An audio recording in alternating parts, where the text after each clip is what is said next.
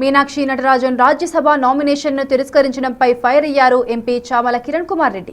స్వతంత్ర సంస్థలను చేతిలో పెట్టుకుని బీజేపీ రాజకీయ లబ్ధి పొందుతుందన్నారు చామల. మధ్యప్రదేశ్ రాజ్యసభ ఎన్నికల్లో బీజేపీకి సంఖ్యాబలం లేకుండానే మూడో అభ్యర్థిని పోటీలో పెట్టడం వెనుక అసలు కుట్ర దాగిందన్నారు. ప్రజాస్వామ్యాన్ని, ప్రతిపక్ష పార్టీలను బీజేపీ ఏ విధంగా నిర్వీర్యం చేయాలని చూస్తుందనడానికి ఈ ఘటన ద్వారా అర్థమవుతుందని చామల మండిపడ్డారు. స్వతంత్రత ఉన్నటువంటి శాఖలు ముఖ్యంగా ఎలక్షన్ కమిషన్ ఆఫ్ ఇండియా కానీ,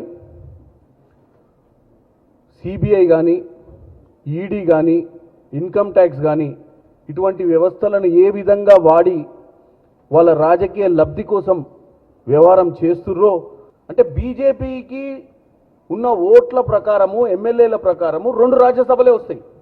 కానీ మొదటి నుంచే మూడో రాజ్యసభను పెట్టి వాళ్ళకున్న కాన్ఫిడెన్స్ ఏంది? ఏ విధంగానైనా కాంగ్రెస్ పార్టీ అభ్యర్థిని పక్క తప్పియాలన్న ఆలోచన ముందు నుంచి ఉన్నట్టుగానే తెలుస్తుంది.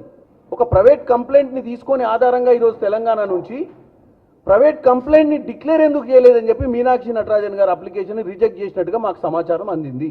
బిఎన్ఎస్ఎస్ సెక్షన్ 233 ప్రకారము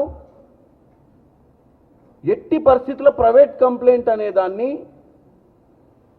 ఫామ్ 26 అఫిడవిట్లో రాయాల్సిన అవసరం లేదనేది రూలు. మరి ఆ రూల్కి విరుద్ధంగా ఇంత దౌర్జన్యంగా అంటే ఎవరు పట్టించుకోరేనా? ఇదా ప్రజాస్వామ్యం? నువ్వు ఆ గద్దె మీద కూర్చునేదే ప్రజలకు నచ్చలేదు, నీకు 30% ఓట్లు కూడా వేయలేదు నీకు గద్దె మీద కూర్చోవడానికి. You have only 30% votes and you are the prime minister of this country. That is the unfortunate thing what we are seeing.